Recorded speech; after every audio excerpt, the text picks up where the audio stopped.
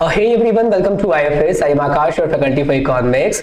और आज का सेशन हमारे लिए काफी इंपॉर्टेंट सेशन होने वाला है और काफी इंटरेस्टिंग भी। बट सेशन स्टार्ट होने के पहले मैं आप सभी को विश करना चाहूंगा हैप्पी इंडिपेंडेंस डे। आप सभी को आजादी दिवस की ढेर सारी शुभकामनाएं। और गाइस, जो आज का हमारा इंसिडेंट होने वाला है, आज के सेशन में हम कई सारे उन इंसिडेंट्स के ऊपर ध्यान केंद्रित करने वाले हैं जो हमारे इतिहास में हुए हैं और आज भी वो काफी ज्यादा महत्व रखते हैं। ये सारे सेशंस, ये सारे इंसिडेंट जो है आपके एग्जामिनेशन पॉइंट ऑफ व्यू से तो इंपॉर्टेंट है ही, बट एक भारतीय होने के नाते भी हमारे पास इन सारे चीजों के बारे में जानकारी होनी चाहिए। ठीक है, ज्यादा वक्त गवाए फटाफट से सेशन को स्टार्ट करते हैं, है ना। ध्यान से देखेंगे। सबसे पहले देखो गाइस, हमारी जो कंट्री थी वो एक अग्रेरियन नेशन के नाम से जानी जाती है। आज भी आप उसे एग्रीकल्चरल नेशन कह रहे होते हो। क्यों कह रहे होते हो?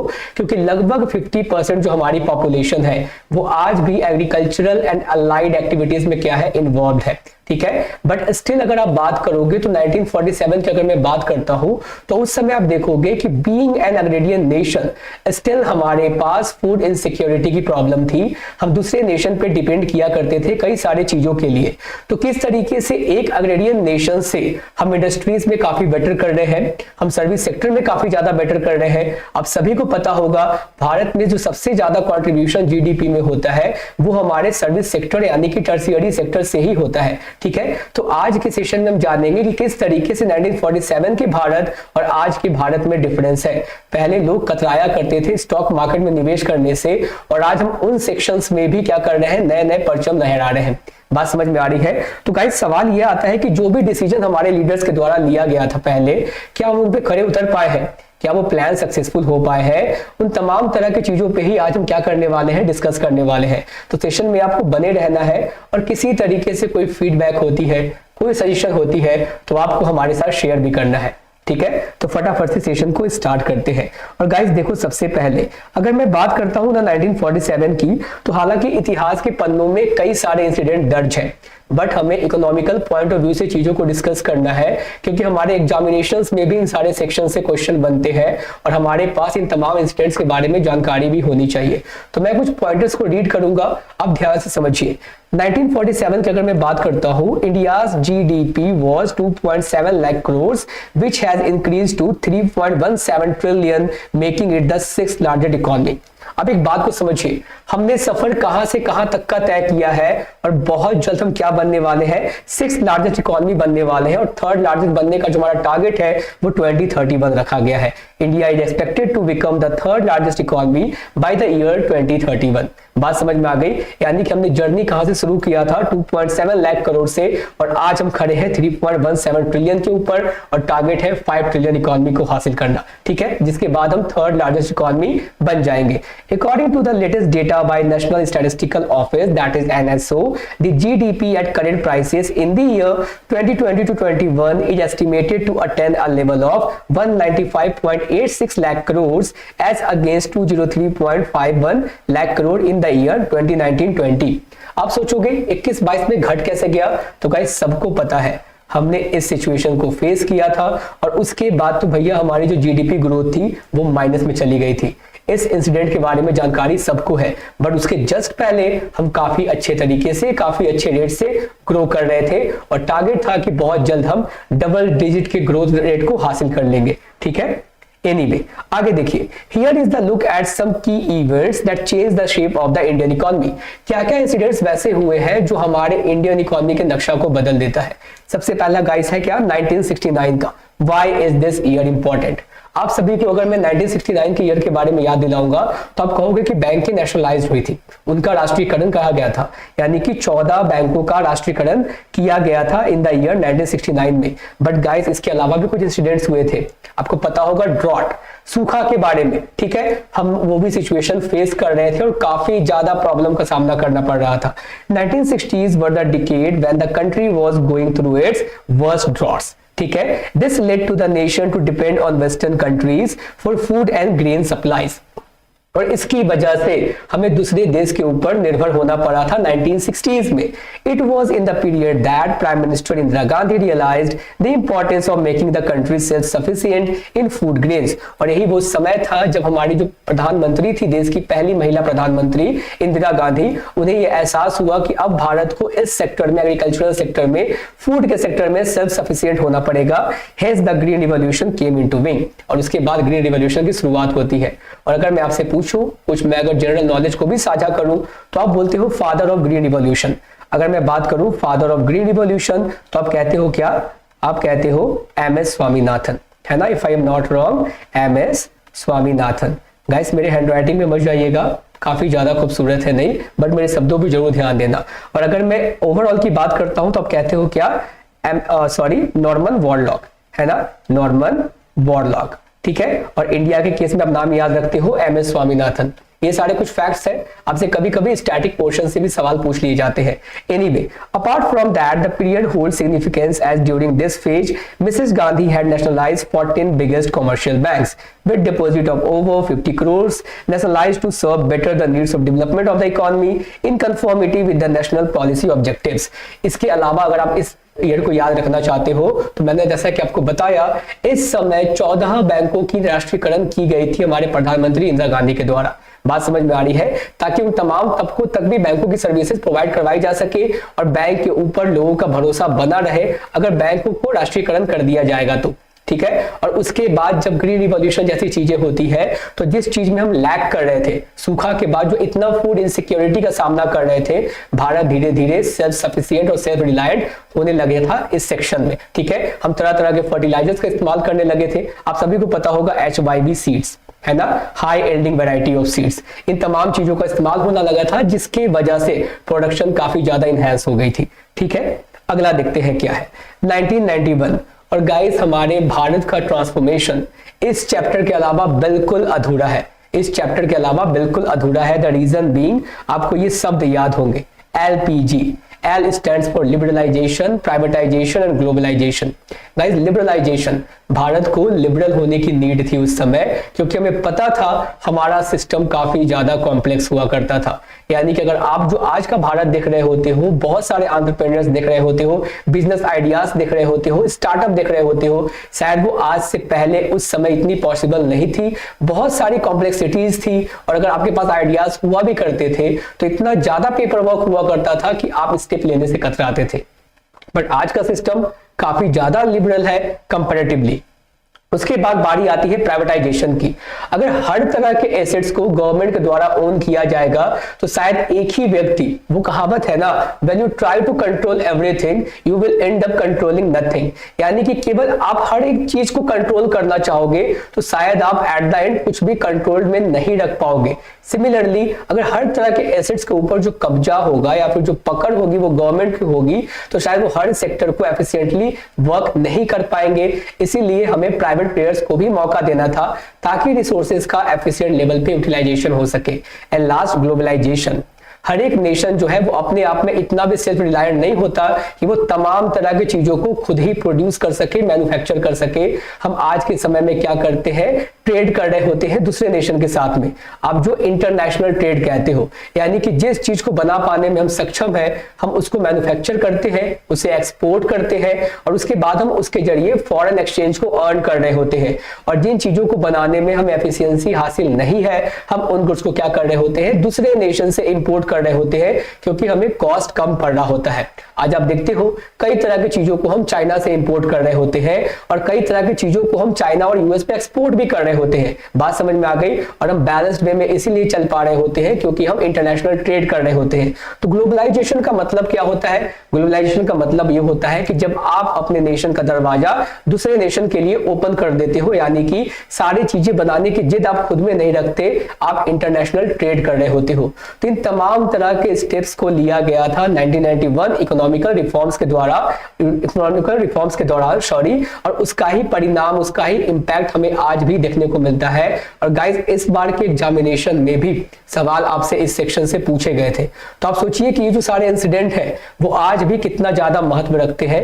बहुत जल्द मैं 1991 के ऊपर एक स्पेसिफिक वीडियो लेकर आऊंगा, उन तमाम इंसिडेंट्स को डिस्कस करेंगे, इसके अलावा और क्या क्या हुआ था आज के सेशन में। हालांकि और भी बहुत कुछ है, बस हम ट्रांसफॉर्मेशन की तरफ आगे बढ़ रहे हैं कि हमारी भारत की जर्नी किस तरीके से रही है। ठीक है, the journey of the Indian economy is incomplete without this chapter. India had touched rock bottom, was in serious trouble with the devaluation of the currency, rising fiscal deficit of the government. India's external debt nearly doubled from 35 billion at the end of the 1984-85 to 69 billion by the end of the 1991. अब एक बात को समझिए, 35 billion dollar का जो हमारे ऊपर external burden था, डेट का बर्डन, वो जस्ट डबल हो गया। यानी कि फिस्कल डेफिसिट भी लगातार बढ़ता चला जा रहा था और इस समय कुछ क्रूशियल स्टेप्स लेने की काफी ज्यादा रिक्वायरमेंट थी। The country's foreign exchange reserves had dried up to the point that India could barely finance 3 weeks worth of imports. और गाइस, अगर मैं इस सेंटेंस को पढ़ रहा हूं तो आपको हमारे पड़ोसी मुल्क की याद आ रही होगी। हाँ, मैं पाकिस्तान की बात कर रहा हूं। ये सेम तरह का चीज हमें सुनने को मिला है, क्योंकि हमारा जो पड़ोसी मुल्क है वो भी अभी तक के सबसे बड़े इकोनॉमिकल क्राइसिस से जूझ रहा था और उसके पास भी उतने पैसे अवेलेबल नहीं थे जिसके बेसिस पे वो इंपोर्ट परचेज कर पाता। सिमिलर हालात में हम भी रहे हैं कभी ना कभी, बात समझ में आ रही है। और उस समय हमें कुछ क्रूशियल स्टेप लेने थे जिसकी वजह से हम इस इकोनॉमिकल क्राइसिस से बाहर निकल सके, क्योंकि हमारे पास भी इंपोर्ट परचेज करने के पैसे पर्याप्त में मौजूद नहीं थे। हमारी भी जो फॉरेन एक्सचेंज रिजर्व थी वो भी सूखी पड़ चुकी थी। बट आपको याद होगा, मैंने आपको रिसेंटली इकोनॉमिकल सर्वे वाले वीडियो में बताया था कि भारत अभी छठे पायदान पे आता है। हमारे पास फिलहाल फॉरेन एक्सचेंज रिजर्व की कोई कमी नहीं है। ठीक है, on the political front Chandrashekhar government gave way to another Congress government as the party made a comeback after 2 years. Enter PV Narasimha Rao as Prime Minister and Manmohan Singh as the Finance Minister. और आप देखोगे 2 साल के बाद वापस से government आती है कांग्रेस की, जहां पे पीवी नरसिम्हा राव जो होते हैं वो होल्ड कर रहे होते हैं पोजीशन प्राइम मिनिस्टर की, और उस समय के जो फिनेंस मिनिस्टर होते हैं वो डॉक्टर मनमोहन सिंह होते हैं। ठीक है, जो बाद में जाके वो भी क्या बनते हैं, प्राइम मिनिस्टर बनते हैं। Within weeks of assuming power, Rao and Singh announced a series of policies that changed the face of economy, Indian economy, liberalization, privatization, globalization, that is LPG। और पावर में आने के बाद ही वो तमाम तरह के स्टेप्स को लेना शुरू कर देते हैं जो उन्हें उस समय बहुत ज्यादा क्रूशियल लगता है। ठीक है, और उसका इम्पैक्ट हमें आज भी हमारी इकोनॉमी के ऊपर देखने को मिलती है। These reforms help the country get freedom from the tough bureaucratic system, open the doors for the opportunities and foreign financial inflows. Moreover, it led to the boom in the stock market. और उसके बाद से हमें stock market में boom देखने को भी मिलता है। As per the official yearly data available from the BSE, Sensex index at 1048.29 in 1990 and jumped to 1908.85 in 1991. ठीक है, बात समझ में आ रही है। यानी कि सेंसेक्स भी काफी ज्यादा उछाल उसमें देखने को मिलता है। बट आप यहाँ पे देख रहे होंगे, मैंने स्टॉक मार्केट के बारे में तारीफ करना शुरू किया है, बट मैं यहाँ फोटो जो दिखा रहा हूं आप इसे डिलीट कर पा रहे होंगे। जिस समय हमारा नेशन बहुत अच्छे अच्छे हाइट्स को अचीव कर रहा था, स्टॉक मार्केट में लोगों का भरोसा बनना शुरू हुआ था, उसी समय कोई ना कोई ऐसा व्यक्ति था जो कुछ लूप होल्स का फायदा उठा रहा था और काफी अच्छा खासा पैसा कमा रहा था। और आपको पता होगा उसके बाद एक भयानक क्राइसिस आती है। ठीक है, लगभग 4000 करोड़ का क्या होता है, घपला देखने को हमें मिल रहा होता है। स्टॉक मार्केट जिसकी वजह से क्रैश कर जाती है। अब देखिए, while India was celebrating the rise of its economy, there was someone who was benefiting from the loopholes. Enter Harshad Mehta. India's stock market history is incomplete without the story of this man. ठीक है, India की जो stock market की journey है, इस व्यक्ति के कहानी के अलावा वो अधूरी सी है। Mehta changed the whole liquidity market. India's biggest scam of around 4000 crore led to a market crash of nearly 13% in a day. 13% से मार्केट एक दिन में गिर रही थी। लगभग 4000 करोड़ का स्कैम हुआ था। बात समझ में आ रही है, क्योंकि कुछ लूप होल्स थे जिसके बेसिस पे ये काफी ज्यादा मुनाफा अर्न कर रहे थे और उसके बाद काफी इन्वेस्टर्स को नुकसान हुआ था, है ना। आगे देखिए, 2007 and 8 the global crisis and how India reacted। आप सभी को पता होगा गाइस, यूएसए का फाइनेंशियल क्राइसिस, जिसकी वजह से काफी नेशन को बहुत बड़ा नुकसान पहुंचा था। बट स्टिल हमारा देश कुछ मायनों में ना बहुत ज्यादा ब्लेस्ड है। हम कोविड-19 का सिचुएशन भी फेस किए, तो शायद जहां पे बाकी जो दुनिया थी, बाकी जो नेशन थी, वो बहुत ज्यादा स्ट्रगल कर रही थी, बट भारत को उतना सामना नहीं करना पड़ा। हमने डीमोनेटाइजेशन जैसे हालात भी देखे, जीएसटी की वजह से भी प्रॉब्लम देखा है, और उसके बाद तमाम तरह की चीजें। उदाहरण के तौर पे रिसेंट की आप रशिया यूक्रेन वॉर को ही ले लो। बाकी नेशंस को बहुत तरह से प्रॉब्लम फेस करना पड़ता है, बट शायद भारत बहुत जल्दी खुद को अडेप्ट कर लेता है सिचुएशन में और उतना परिणाम झेलना नहीं पड़ता। सिमिलरली 2007 और 8 की जो फाइनेंशियल क्राइसिस हुई थी यूएसए में, उसके वजह से भी काफी नेशन को काफी ज्यादा प्रॉब्लम हुआ था, बट भारत सरकार ने कुछ वैसे पॉलिसीज को अपनाया जिसकी वजह से हमारे ऊपर उतना प्रभाव नहीं पड़ा। ध्यान से समझेंगे। It was an epic financial and economic collapse that had cost many people their jobs, homes, savings. The Great Recession had brought the whole of Wall Street to its knees. यानी कि घुटनों पे ला दिया गया था यूएसए में। The period marked the largest bankruptcy in US history, the collapse of Lehman Brothers, while the other countries were facing the worst. How was India reacting to the global pressure? तो उस समय के global pressure को भारत कैसे झेल रहा था? Economic growth in India during financial year 2008 and 9 stood at 6.7%. Reportedly, India was less impacted because the export accounted for just 15% of the GDP. और गाइस देखो, ये सेक्शन आपके एग्जामिनेशन पॉइंट ऑफ व्यू से भी काफी ज्यादा इंपॉर्टेंट बन जाते हैं। हमारे ऊपर शायद उतना प्रभाव इसीलिए नहीं पड़ा क्योंकि हमारी जो एक्सपोर्ट थी, जिन चीजों का एक्सपोर्ट हम किया करते थे दूसरे नेशन को, वो महज 15% ऑफ ही जीडीपी था। यानी कि मान लीजिए अगर बाकी नेशन हमसे अगर सामान नहीं भी खरीदते तो शायद हमारे ऊपर उतना फर्क नहीं पड़ता, क्योंकि हमारा जो एक्सपोर्ट का प्रतिशत रहा था वो महज 15% था हमारे जीडीपी का। ठीक है, but what came in as surprise was the stimulus package announced by the Manmohan Singh administration in December 2008. The government decided to seek approval for the additional planned expenditure of rupees 200 billion. यानी कि 200 billion का extra निवेश किया गया था, investment किया गया था, ताकि अगर कुछ कॉन्सिक्वेंसेस होते भी हैं ग्लोबल क्राइसिस के तो भारत उसे आसानी से झेल सके। इसीलिए प्लान्ड वे में एक्सपेंडिचर की गई थी और 200 बिलियन का एक्स्ट्रा एक्सपेंडिचर किया गया था। ठीक है, the government also infused about 3 trillion into the system for public spending through a range of measures such as lowering tax, reduction of key rates as a Reserve Bank of India. Reserve Bank of India के द्वारा की rates को घटाए भी गए, tax को reduce किया गया और पैकेज की स्टिमुली भी प्रोवाइड करवाई गई थी। यानी कि मार्केट में बहुत अच्छा खासा लिक्विडिटी प्रोवाइड करवाई गई थी। ठीक है, आगे देखिए नेक्स्ट क्या है आपका, just give me a second. Moreover, this package did not go well for the government. My government was punished in the 2014 election. अब देखो कहा क्या गया, ये पैकेज किया तो गया, ठीक है, इतना बड़ा इन्वेस्टमेंट किया तो गया, पब्लिक एक्सपेंडिचर किए तो गए, जिसके वजह से हमारा फिस्कल डेफिसिट भी बढ़ गया। ठीक है, उसके बाद इन्फ्लेशन जैसे हालात भी पैदा हो गए, बहुत बड़ी महंगाई का सामना हम लोग कर रहे थे। और उसके बाद जो कौन थे, पी चिदम्बरम, ठीक है, the finance minister at the time, उन्होंने क्या कहा था 2014 में कि हमने जो एक्स्ट्रा इन्वेस्टमेंट किया था, जो लोगों की बेहतरी के लिए किया था, जिसके वजह से लेकिन फिस्कल डिफिसिट बढ़ गया, इन्फ्लेशन जैसे हालात पैदा हो गए और उसकी ही सजा हमें दी गई है 2014 के इलेक्शन में कि हम इलेक्शन हार गए, कांग्रेस इलेक्शन हार गई। ठीक है, apart from the economy the Sensex tumbled to more than 20,000 points in December 2007 to a little over 9,000 in lowest in mid early 2009 before bouncing back to 17,000 in the same year. और उसके बाद से जो हमारी सेंसेक्स भी थी वो भी धीरे धीरे गिरनी शुरू हो गई थी, वो भी टम्बल कर रही थी। बात समझ में आ रही है? तो पी चिदम्बरम का ये मानना था ये सारे इंसिडेंट्स थे जिनकी सजा उनको लोगों ने दी और वो 2014 का इलेक्शन हार जाते हैं।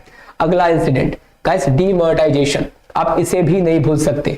2016 का वो इंसिडेंट जब हमारे प्रधानमंत्री आकर बोलते हैं कि अब भारत में 500 और 1000 के लोग लीगल टेंडर नहीं रहेंगे। ठीक है, और जहां तक मेरा मानना है, जिस तरीके से मानव शरीर में ब्लड काम कर रही होती है, बिना ब्लड के आप कुछ काम नहीं कर सकते, मैं समझता हूं इकोनॉमी में भी वैसा ही रोल मनी का होता है।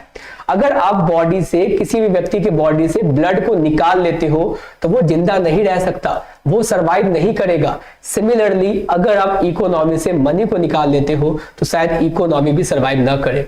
बट मैंने आपको क्या बताया, भारत कुछ मामलों में ब्लेस्ड रहा है।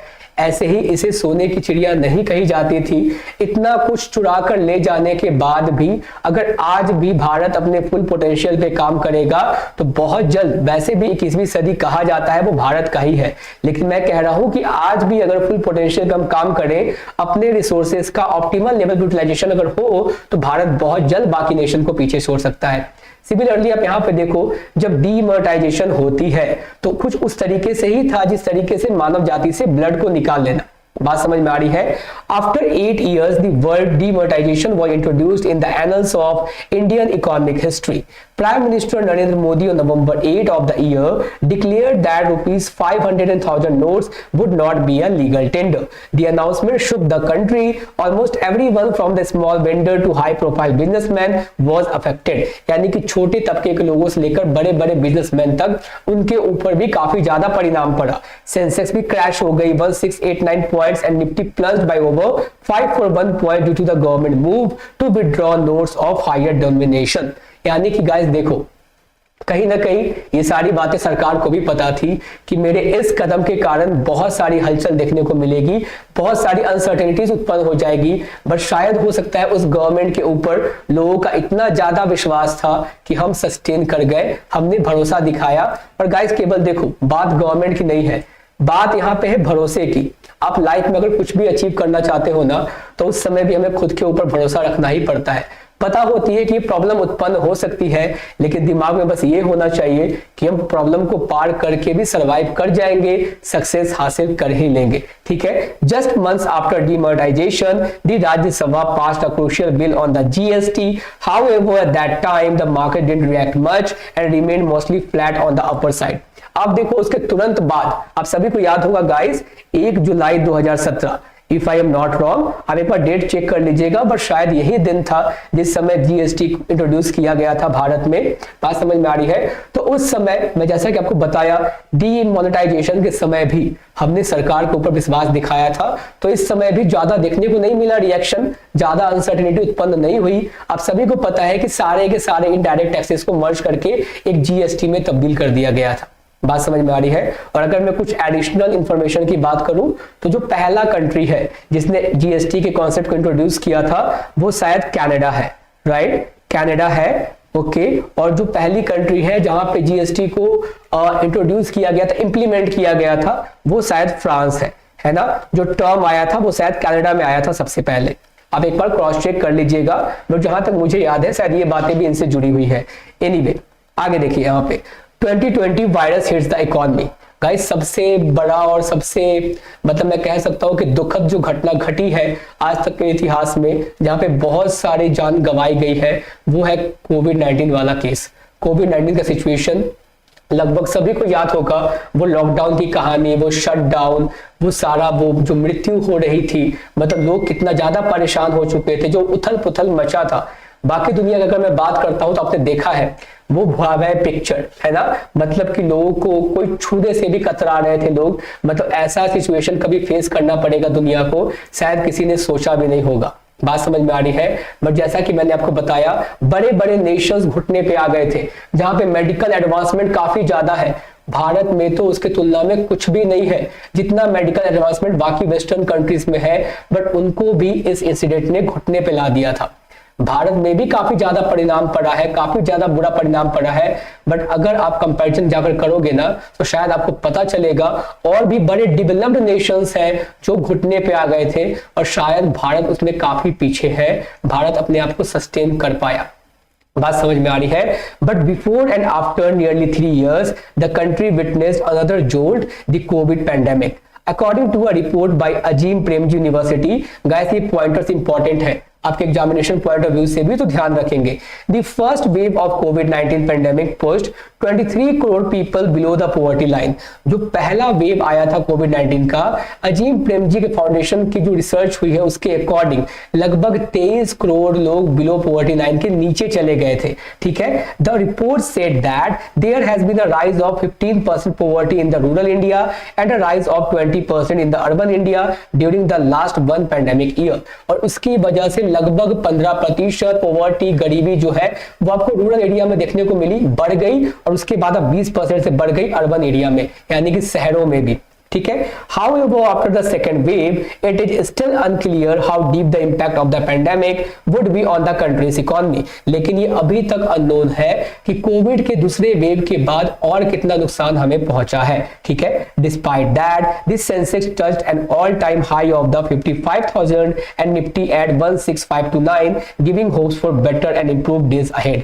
इसके बावजूद भी आप देखोगे कि स्टॉक मार्केट की अगर मैं बात करूं तो वहां पर जो सेंसेक्स रहे हैं, निफ्टी रही है, वो काफी बेटर परफॉर्म करती नजर आई है, जो कि इंडिकेट करती है कि शायद बिजनेसेस और तेज गति से ग्रो करने वाले हैं, और वो आपको एक पॉजिटिव मोटिवेशन भी दे रहा होता है भारतीय मार्केट पे। और शायद ये सारे इंफॉर्मेशन जो है वो private investors as well as foreign investors को भी काफी ज्यादा अट्रैक्ट करते हैं भारतीय मार्केट की तरफ।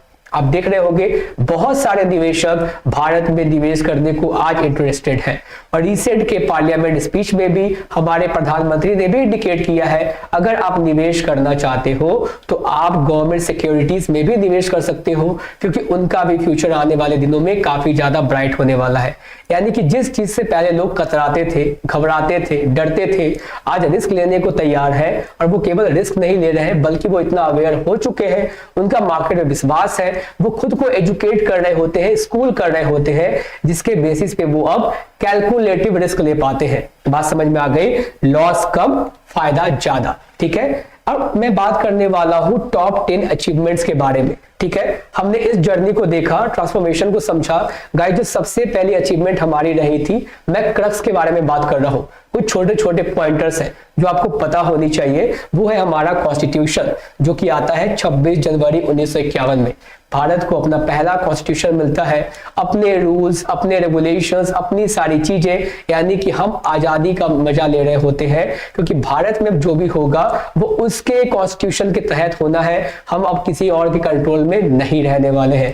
तो ये डे हमारे लिए काफी ज्यादा रिमार्केबल हो जाती है ना। आगे देखिए, ग्रीन रिवॉल्यूशन, दूसरा जो केस है वो सबसे बड़ा, कि भारत जिस चीज के लिए पहले निर्भर किया करता था दूसरे नेशन के ऊपर, आज भारत उन्हीं चीजों को एक्सपोर्ट करके फॉरेन एक्सचेंज अर्न कर रहा होता है। वो किसकी मदद से हो पाया? ग्रीन रिवॉल्यूशन की मदद से। हम जो फूड इनसिक्योरिटी का सामना किया करते थे, आज हम क्या है, India is the largest producer of pulses and the second largest producer of rice, wheat, sugar cane globally. यानी कि जिस चीज के लिए पहले हम दूसरे नेशन पे निर्भर किया करते थे, आज हम उन्हीं चीज को प्रोड्यूस करके दूसरे नेशन को एक्सपोर्ट कर रहे होते हैं। यह है हमारी दूसरी सबसे बड़ी अचीवमेंट। अगला देखो क्या है, पोलियो इरेडिकेशन, यानी कि पोलियो का खात्मा। गाइस, लगभग ये भी किसी माइलस्टोन से कम नहीं है। महज 2 दशक में हम पोलियो को बीट कर चुके हैं, पोलियो फ्री हो चुके हैं। आप अगर देखोगे, in 1994 India accounted for 60% of the world's polio cases. लगभग 60% आपको भारत में ही देखने को मिलता था, और महज 2 दशक के अंतराल में हम अपने आप को पोलियो फ्री घोषित कर देते हैं। ये हमारे लिए तीसरी सबसे बड़ी अचीवमेंट होती है। और गाइस, सबसे इंपॉर्टेंट फैक्ट आप यहाँ पे देखिए, the diligent movement to prevent polio dramatically increased the life expectancy from 32 years to 68.89 years। अगर आप 1947 की बात करोगे तो हमारी जो लाइफ एक्सपेक्टेंसी थी वो महज 32 साल की हुआ करती थी। इतनी ज्यादा गरीबी, पोवर्टी, माल न्यूट्रिशन, डिजीजेस, इसकी वजह से लोग लंबे जीवन को जी नहीं पाते थे। जैसे जैसे हमारे देश में मेडिकल एडवांसमेंट हुई, हम पोलियो जैसी चीजों को, चिकन पॉक्स जैसी चीजों को बीट करते चले आए, हमारी लाइफ एक्सपेक्टेंसी भी बढ़ती चली गई है, ठीक है। आगे देखिए, नेक्स्ट क्या है आपका, स्पेस एंड टेक्नोलॉजी। और गाइस, इस सेक्टर में तो हम काफी ज्यादा बेटर कर रहे हैं। इवन हमें जो एप्रिसिएशन है वो ग्लोबल रिसर्च एजेंसियों से भी मिलता है। आप सभी को याद होगा अभी का चंद्रयान मिशन 3, बात समझ में आ रही है, जो कि फॉलो अप है आपके चंद्रयान मिशन 2 का, जिसका मकसद है कि वहां पे सॉफ्ट लैंडिंग करना और फर्दर चीजों को मून के सरफेस पे एक्सप्लोर करना और वहां से डिटेल्स हम तक पहुंचाना। और उम्मीद करते हैं बहुत जल्द वो सॉफ्टली लैंड कर जाएगा और हमारा पर्पस फुलफिल हो जाएगा।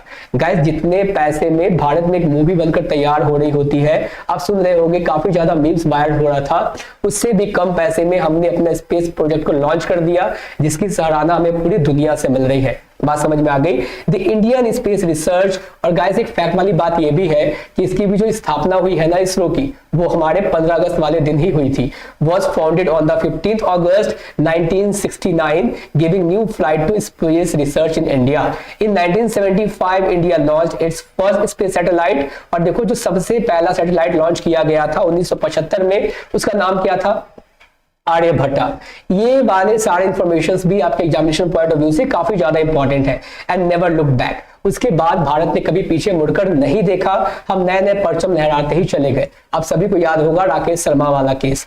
ही became the first Indian to go to the space in 1986 and at present the best indigenous in technology based launch vehicles have been manufactured under the make in India programme.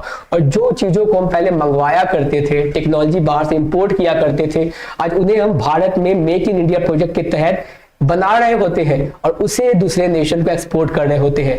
बहुत सारे nation के satellite भी आज Bharat launch कर रहा होता है, क्योंकि बहुत सारे नेशन भारत का रुख इसीलिए करते हैं क्योंकि वो यहां से अगर सैटेलाइट लॉन्च करेंगे तो उन्हें सस्ता पड़ता है। ठीक है, भारत ने ये एफिशिएंसी हासिल की है पिछले 76-77 सालों में आजादी के बाद से। इन 2008 India set a world record of sending 10 satellites in orbit in a single mission through PSLV-69। 10 satellite को हमने लॉन्च किया, ठीक है, इस मिशन के through, mission PSLV-69। We successfully launched satellites like Chandrayaan to the moon and become the first country to reach Mars। हम पहले nation भी बने जो मार्स पे पहुंचे इन आवर फर्स्ट अटेम्प्ट, पहले ही अटेम्प्ट में, थ्रू मंगलयान। ये सारे इंफॉर्मेशन हर एक भारतीयों के पास होनी चाहिए क्योंकि हमें ये गर्व महसूस करने पे क्या करता है, मदद करता है ना। आगे देखिए नेक्स्ट क्या है, राइट टू एजुकेशन, यानी कि प्राइमरी स्कूलिंग सबको मिलनी चाहिए। ये चीजें अमेंड की गई, मतलब कॉन्स्टिट्यूशन में लाया गया कि एलिमेंट्री नॉलेज तो सबको मिलना है। पावरफुल डिफेंस, आज भारत डिफेंस के मामले में भी काफी नेशन से काफी ज्यादा आगे है और हमें कभी भी परेशानी, कभी भी प्रॉब्लम, कभी भी खतरा पाकिस्तान से नहीं रहा है, क्योंकि गाइस मैंने बार बार कहा है हमारे लिए वो खतरा है ही नहीं, वो कभी हो भी नहीं सकता। वो खुद को नहीं चला पा रहा है तो हमारे लिए खतरा क्या बनेगा। हमारी जो मेन मुश्किल है वो है चाइना, और चाइना भी हमसे टकराने से इसीलिए कतराता है। आपने डोकलाम वाला केस भी देखा होगा, LAC वाला केस भी देखा होगा। वो मैं मानता हूं कि बाकी नेशन के साथ भी वो वैसा ही कुछ कर रहा होता है, बट स्टिल बात जब आती है फ्रंट पे, बात जब आती है फेस टू फेस चैलेंज की, तो उसे भी पता है भारत अब पहले वाला भारत नहीं रहा। ठीक है, हम हर सवाल का जवाब दे सकते हैं, हर एक्शन का जवाब हम दे सकते हैं, और हमारे पास भी लेटेस्ट टेक्नोलॉजी अवेलेबल है, लेटेस्ट वेपन्स अवेलेबल है, और ये बातें सभी को अब पता है। After independence India strengthen it's defence so that history does not repeat itself, ताकि इतिहास को वापस दोहराया ना जाए जिस तरीके से चाइना ने हमारे पीठ में खंजर भोंका था एक समय में। इन 1954 India launched the atomic energy program, becoming the first nation to do so. In 1974 India conducted Smiling Buddha। ये वाला इंसिडेंट काफी ज्यादा फेमस है। In first nuclear test making its place on the list of 5 nuclear power nation, जिसकी वजह से हम 5 nuclear power nation के बीच में खुद को भी शामिल कर लेते हैं। This is one of the biggest achievements of India since 1947, और ये आज तक के सबसे बिगेस्ट अचीवमेंट में से एक है। Today India has the second largest military force and largest voluntary army in the world, मतलब कि आज भारत के पास सेकंड लार्जेस्ट मिलिट्री फोर्स है और largest voluntary army in the world भी है। और रिसेंट में हमने फ्रांस से राफेल को लेकर भी डील किया है, जो काफी ज्यादा एडवांस टेक्नोलॉजी पे बेस्ड है। बात समझ में आ रही है? तो हम डिफेंस सेक्टर में खुद को काफी ज्यादा आगे लेकर जा रहे हैं, क्योंकि हमें पता है हम कैसे कैसे नेशन से घिरे हैं, है ना। जेंडर जस्टिस, गाइस बहुत सारे प्रोग्राम लाई गई गवर्नमेंट के द्वारा, जैसे कि आप देखोगे बेटी बचाओ बेटी पढ़ाओ, यानी कि जो जेंडर इनइक्वालिटी की चीजें चली करती थी, डाउरी वाली चीजें चली करती थी, उन सारे चीजों को कम किया जाए, और बहुत हद तक हम इन तमाम पॉलिसीज की वजह से इन चीजों को कंट्रोल कर भी पाए हैं। अगला है आपका nuclear programme. India experience with its first nuclear bomb in Rajasthan Pokhran in 1974। Guys इस पे बेस्ड मूवी भी है, अब चाहो तो जाकर वॉच कर सकते हो। मैं कोई मूवी क्रिटिक नहीं हूं, बट कुछ ना कुछ तो इतिहास के बारे में पता हमें जरूर चल रहा होता है। India become the first 6th nuclear power with the operation of smiling Buddha. AEC, that is atomic energy commission, and DRDO executed more nuclear studies called Pokhran 2 इन राजस्थान इन 1998, और उसके बाद से स्टडीज फर्दर भी हम करते चले जा रहे हैं, है ना। आगे देखिए ऑपरेशन फ्लड गाइस, जिसे आप बोलते हो क्या व्हाइट रिवॉल्यूशन, यानी कि मिल्क के क्षेत्र में भी भारत ने बहुत बेटर किया। Operation flood was the world's largest prominent dairy evolution programme established in the year 1970। National Dairy Development Board of India achieved milestone with the project. India evolved into a self-sufficient milk production country due to the white revolution, among the largest rural development agendas. और guys इस section से सवाल आपसे पूछे जाते हैं, green revolution, white revolution, yellow revolution, ये तमाम तरह की इंफॉर्मेशन हमारे एग्जामिनेशन पॉइंट ऑफ व्यू से भी काफी ज्यादा इंपॉर्टेंट है। और इस व्हाइट रिवॉल्यूशन के तहत हम दूध वाले सेक्टर में भी बहुत ज्यादा आगे निकल कर आ जाते हैं, ठीक है। Advancement in the life expectancy. One of the achievements of India in making considerable progress in enhancing the life expectancy of India's over the years. In 1947, the average life expectancy of Indians were roughly 32 years. जैसा कि मैंने आपको बताया 1947 में लगभग 32 साल की ही हुआ करती थी लाइफ एक्सपेक्टेंसी, बट जो बढ़ के अब 70 साल की हो गई है। India has tremendously improved its people health results as per WHO. और WHO के तहत भारत काफी ज्यादा मेडिकल एडवांसमेंट में आगे निकल चुका है, जिसका ही ये परिणाम है कि हम 32 से 70 साल का सफर तय कर पाए हैं। ISRO formation and satellite launch, मैंने आपको इसरो से जुड़ी सारी बातें बताई। हमें काफी गर्व भी होता है और हम ये उम्मीद भी करते हैं कि जो हमारा सपना है चंद्रयान मिशन के थ्रू, चंद्रयान मिशन 3, वो हम हासिल कर सके ताकि दुनिया में अपने परचम को हम वापस से लहरा सके, क्योंकि हमें आज भी वो दुखद चीजें याद है, इंसिडेंट जो चंद्रयान 2 के साथ हुई थी। उम्मीद करता हूं नए जोश के साथ भारत ने ज्यादा वक्त नहीं लिया, अपने चंद्रयान मिशन 3 को भी लॉन्च कर दिया, जिसकी सराहना हमें बाकी दुनिया से भी मिल रही है और हमारे पास टाइम टू टाइम इंफॉर्मेशन भी आ रहे हैं। आप अगर रिसेंट में भी जाकर देखोगे बहुत सारे इमेजेस भी वहां से शेयर किए गए हैं। हमने मून का भी देखा, अर्थ का भी देखा बेसिकली, और वो बहुत जल्द ऑर्बिट में एंटर करने के बाद सॉफ्ट लैंडिंग कर पाएगा। तो ये तमाम तरह की चीजें हैं guys. The achievements of India since 1947 are bright examples of our great potential, जो हमारे क्षमता को दर्शाता है। और शायद इसी वजह से बहुत लोगों के पेट में दर्द होती है, if you know what I mean, कि किनके पेट में कितना दर्द हो रहा होता है। और केवल हमारे देश के बाहर रहने वाले लोग ही नहीं है, बाहरी देश के लोग ही नहीं है जिनके पेट में दर्द होता है। बहुत सारे लोग आज भी हमारे देश में हैं, देश में रहते हैं, उनके भी पेट में कहीं ना कहीं दर्द हो रही होती है। और मैं आज तक नहीं समझ पाया क्यों, ठीक है। बीट मंगलयान और योगा, ओलंपिक्स और beauty pageants, India is constantly breaking records and making history with thriving cultures and believes. India moves further united to new heights of success. और हम इन तमाम तरह की मदद से, तमाम तरह की चीजों की मदद से आज बहुत ज्यादा आगे कर रहे हैं, बेटर कर रहे हैं आगे वाले सारे सेक्शंस में। तो गाइस उम्मीद करता हूं कि आज की जो सेशन रही है हमारी वो आपको पसंद आई होगी। मेरा बस ये मकसद था कि आपको कुछ चीजों से मैं रूबरू करवा सकूं, है ना। और एक भारतीय होने के नाते भी हमारे पास इन तमाम तरह की जानकारी होनी चाहिए, ठीक है। केवल एग्जामिनेशन पॉइंट ऑफ व्यू से ना सही, लेकिन एक भारतीय होने के नाते ये तमाम तरह की जो भी घटना घटी है हमारे इतिहास में, वो हमारे लिए भी जानना काफी ज्यादा इंपॉर्टेंट है। और एग्जामिनेशंस में भी इससे क्वेश्चंस बनते हैं। अगर आपकी कोई सजेशन हो, कोई फीडबैक हो, तो आप हमें कमेंट सेक्शन में बता सकते हैं, वो जरूर इंटरटेन किया जाएगा, वो मोर देन वेलकम है, ठीक है। और जो कि हम टाइम टू टाइम कोशिश कर रहे होते हैं आप तक इंफॉर्मेटिव वीडियो पहुंचाने की। तो बस आपसे रिक्वेस्ट है कि अगर आपको हमारा लेक्चर पसंद आता हो, वीडियो कंटेंट पसंद आते हो, तो आप हमारे वीडियो को लाइक करेंगे, चैनल सब्सक्राइब करेंगे, ताकि इस तरह की इंफॉर्मेटिव वीडियो आप तक पहुंचती रहे। Thank you so much and have a happy independence day once again. Have a great year, great day guys, bye bye, take care.